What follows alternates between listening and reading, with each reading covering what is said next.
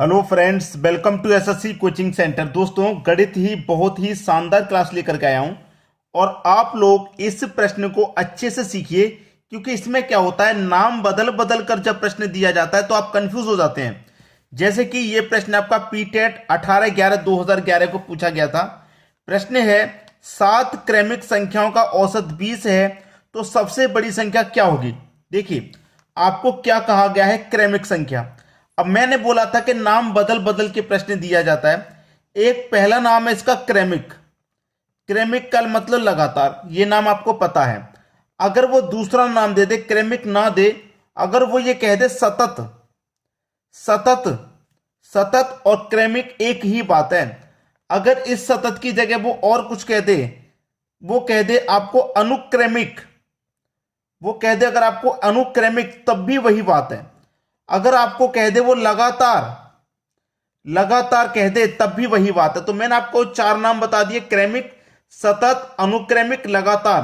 तो एक ही बात है, वो कोई सा भी नाम लेकर के प्रश्न दे दे, वही बात रहेगी। ठीक है, तो यहां पर हमसे कह रहा है कि 7 क्रमिक संख्याओं का औसत 20 है।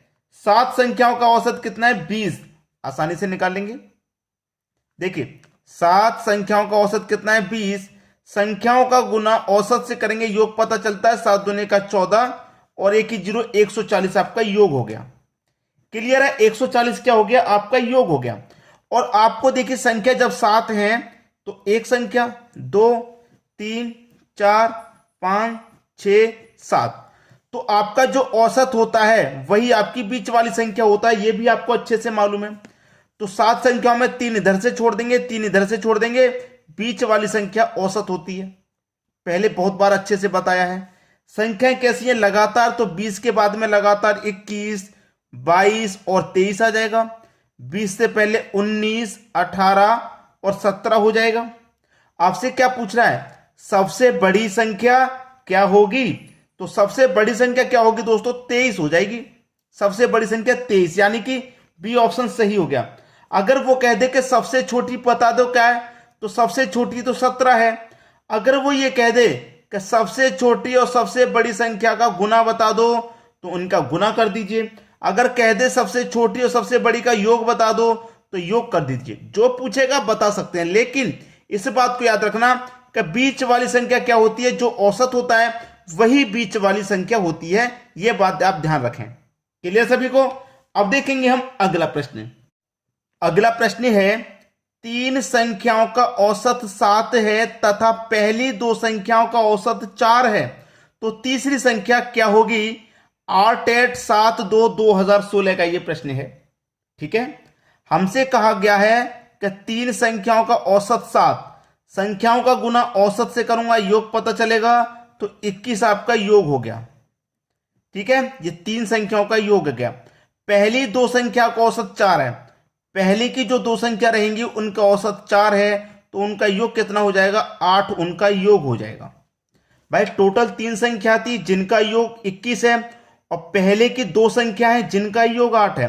तो तीसरी संख्या क्या होगी, पहले की 2 संख्या का योग कितना है, 8, तो पहले की 2 हो गई। भाई, 3 में से पहले की 2, तो तीसरी बचेगी, एक संख्या तीसरी बचेगी। और 3 संख्याओं के योग में से 2 संख्या का योग घटा दूंगा, तो तीसरी संख्या का योग ही तो बचेगा। तो 21 में से अगर मैं 8 घटा दूं तो 13 बचेगा। तो मेरे पास जो तीसरी संख्या थी उसका योग कितना है, 13 है, उसका मान कितना है, 13। तो हमसे पूछ रहा है कि तीसरी संख्या क्या होगी। तीसरी संख्या हो जाएगी आपकी 13। यही आपके प्रश्न का हो जाएगा बिल्कुल सही जवाब, 13। यानी कि पहले ऑप्शन में 13 दिया गया है। यह आपके प्रश्न का बिल्कुल सही जवाब है। आसानी से समझ में आ गया। किसी को भी इस प्रश्न को समझने में कोई समस्या नहीं होनी चाहिए, क्योंकि बहुत इजी वे में मैं आपको बता रहा हूं। अब देखेंगे अगला प्रश्न।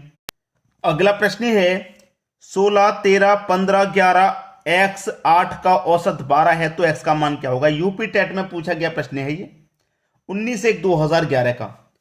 तो सभी संख्याएं कितनी है, 1, 2, 3, 4, 5, 6 संख्या है टोटल, 6 संख्या, और 6 संख्या का औसत कितना है, 12। तो संख्या का गुना औसत से करूंगा, योग पता चलेगा, 12 × 72 आपका योग हो गया। योग कितना हो गया, योग हो गया 72। ठीक है, अब देखिए, मेरे पास एक संख्या ये, दूसरी ये, तीसरी ये, चौथी ये, 5वीं संख्या तो मुझे क्लियर है कि भाई ये है। जो छठी संख्या है एक्स, इसका मान मुझे नहीं पता, तो मेरे पास 5 संख्याओं का जो मान है मैं इसको जोड़ सकता हूं। ठीक है, मेरे पास पहली संख्या 16 है, प्लस दूसरी संख्या 13, तीसरी संख्या 15, चौथी संख्या 11 और पांचवी संख्या मेरे पास 8 है। अगर मैं इन सभी संख्याओं को जोड़ूंगा तो मेरे पास कितना योग हो रहा है? 13, 63। कितना योग हो रहा है? 5 संख्याओं का योग मेरे पास 63 है। 5 संख्याओं का योग 63 है। तो देखिए समझ लीजिए, 6 संख्या का योग मेरे पास कितना है? 72, और 5 संख्याओं का योग 63 है। तो 6 के योग में से 5 का योग घटा दूंगा, 6 के योग में से 5 का योग घटा दूंगा, तो यहां पर भी 6 संख्या में से 5 संख्या घटा दूं तो एक बचेगी छठी संख्या, और वो छठी संख्या क्या थी? हमारी एक्स थी। ठीक है, ऐसे ही मैं 6 संख्या में से 5 का घटा दूंगा तो एक्स का मान पता चलेगा। 72 में से मैं 63 को अगर घटा दूंगा तो 9 बचेगा, तो वो छठी संख्या मेरी क्या है? 9। तो एक्स का मान मेरा क्या है? 9 है, क्योंकि वो छठी संख्या हमारी एक्स ही तो है। तो 9 आपके प्रश्न का सही जवाब, सी ऑप्शन बिल्कुल सही। क्लियर सभी को प्रश्न? अब देखेंगे हम अगला प्रश्न। अगला प्रश्न है, एक छात्र के अंक 95 के बजाय 105 लिख देने से औसत में 1/5 की वृद्धि हो गई, तो कक्षा में छात्र की संख्या क्या होगी? देखिए 95 के बजाय 105 लिख लिए, 95 के बजाय 105, तो कितने अधिक लिख लिए? यहां पर 10 अधिक लिख लिए। कितने की वृद्धि हो गई? कितने अधिक लिख लिए भाई? 10 अधिक लिख लिए। और यहां पर कितने अधिक लिख लिए? कितनी की वृद्धि होगी? 1/5 की। यहां पर वृद्धि हो गई 10 की, यहां पर वृद्धि होगी 1/5 की। कितने की? 1/5 की वृद्धि होगी, तो 1/5 से डिवाइड कर दो। अब ये 5 कहां चला जाएगा? गुने में चला जाएगा ऊपर, तो ये 10 का गुना 5 से हो जाएगा, तो ये 50 हो जाएगा, और बटे में ये 1 है, तो 1 का मतलब 50 ही रहेगा। तो छात्र की संख्या कितनी हो जाएगी भाई? 50 हो जाएगी। यही आपके प्रश्न का सही जवाब, पहला ऑप्शन यहां पर सही हो गया। क्लियर सभी को? भाई 95 के बदले 105 लिखा गया, तो कितने की वृद्धि हुई? 10 की। और यहां पर कितने की वृद्धि हुई? 1/5 की। कितने की हुई भाई? 1/5 की। तो 10 में 1/5 से डिवाइड दे दूं, ये 5 कहां चला जाएगा? गुने में ऊपर, तो 10 का गुना 5 से हो जाएगा 50, बट्टे में 1, 1 से 50 में डिवाइड देंगे, 50 ही तो रहेगा। सभी की समझ में आ गया? अब देखेंगे अगला प्रश्न। अगला प्रश्न है, एक क्रिकेट खिलाड़ी की 18 पारी का औसत कुछ था, नहीं पता कितना था। ठीक है, 18 पारी का औसत कुछ था, नहीं पता कितना था, नहीं पता, मैं उसे आर मान लेता हूं, आर था।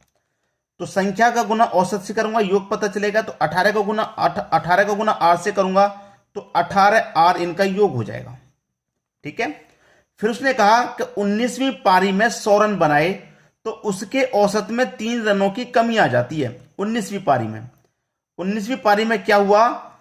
3 रनों की कमी आ गई, औसत में 3 की कमी। पहले से औसत आर था, आर में क्या हो गई? 3 की कमी आ गई, औसत में 3 की कमी आ गई, तो 3 घटा दीजिए। ठीक है, अब संख्या कमल पे औसत से करूंगा तो योग, 19 का गुना आर से करूंगा तो ये 19 आर हो जाएगा। ठीक है, माइनस का साइन है, माइनस ले लो, 19 त्रिक का ये 57 हो जाएगा। ठीक है, ये इनका योग हो गया। अब कह रहा है 18वीं पारी के बाद औसत क्या होगा? ठीक है, 18वीं पारी के बाद औसत क्या होगा देख लीजिए। यहां पर हमारे पास क्या है? 19 आर माइनस का 57, मैं ले लेता हूं 19 आर माइनस का 57। ठीक है, एक योग तो मेरे पास ये है, ये 19 पारी का योग है, ये 18 का है, तो 19 में से 18 का घटा दूंगा तो एक ही बचेगा। ध्यान से देखना ना, तो मैं क्या करूंगा? इसमें से इस योग में से इसको घटा दूंगा। 18 आर बराबर कितने का है? 100 रन का है, बराबर 100 रन के हो गया। अब 19 आर में से 18 आर घट जाएंगे, कोई ये प्लस का है, ये माइनस का है, तो 19 आर में से 18 आर गए तो केवल आर बचा, बराबर ये माइनस का 57 इधर आएगा, प्लस का 57, तो 100 में 57 जोड़ देंगे, हो जाएगा 157। ठीक है, और रेट है आर में कितने की कमी आ रही है भाई? 3 की कमी आ रही है ना, तो 3 यहां पर घटाना मत भूलना। अब आएगा सही आंसर, 157 में से 3 घटा दो 154, इधर लिख देता हूं, नीचे दिखाई नहीं दे रहा, इधर आर बराबर 154, ये आपका सही जवाब है। भाई हम आर का मान ही तो निकाल रहे हैं, आर का मान। ठीक है, आर का मान मैं निकालूंगा, तो आर का मान मैं निकालूंगा तो 3 घटाना थोड़ी ना भूलूंगा मैं। 3 घटाना क्या मैं भूल जाऊंगा? नहीं भूलूंगा। अब मेरे आंसर क्या है यहां पे भाई? देखिए 157 भी आंसर है, 154 भी आंसर है, दोनों ऑप्शन में दिए गए हैं। क्या आंसर है, पूछा क्या है उस पर ध्यान देना है आपको। पूछा क्या है, उसने पूछा है कि 18वीं पारी के बाद औसत क्या होगा। 18 पारी, 18 पारी का जो औसत था वो था केवल आर, 18 पारी का, और 19 का था R-3। हमसे 18वीं पारी का पूछ रहा है, मतलब केवल आर का पूछ रहा है, केवल आर का, R-3 का नहीं पूछा। R-3 का पूछेगा तो -3 कर देंगे आर में से, जबकि आर का मान मेरा कितना आया है, 157 आया है। आया है कि नहीं? 19 आर में से 18 आर माइनस करो तो केवल आर बचेगा, बराबर माइनस का 57 इधर लेके आओ, प्लस का 57, तो 157 हो गया। आर की वैल्यू आ गई 157, आंसर आपका 157 है। प्रश्न को अगर ध्यान से पढ़ेंगे तो अब हमसे आर की वैल्यू तो पूछ रहे 100, अगर हमसे 19 R-3 की पूछता, R-3 की 19वीं पारी की पूछता, तो 19वीं पारी का जो औसत है वो R-3 है, तब यहां पर -3 करते, यहां पर नहीं करेंगे। ठीक है, बात को याद रखेंगे, यहां पर -3 नहीं करना। 157 आंसर है पहला ऑप्शन। उम्मीद करूंगा सभी को आसानी से समझ में आ गया। ठीक है दोस्तों, वीडियो देखने के लिए आपका बहुत बहुत धन्यवाद।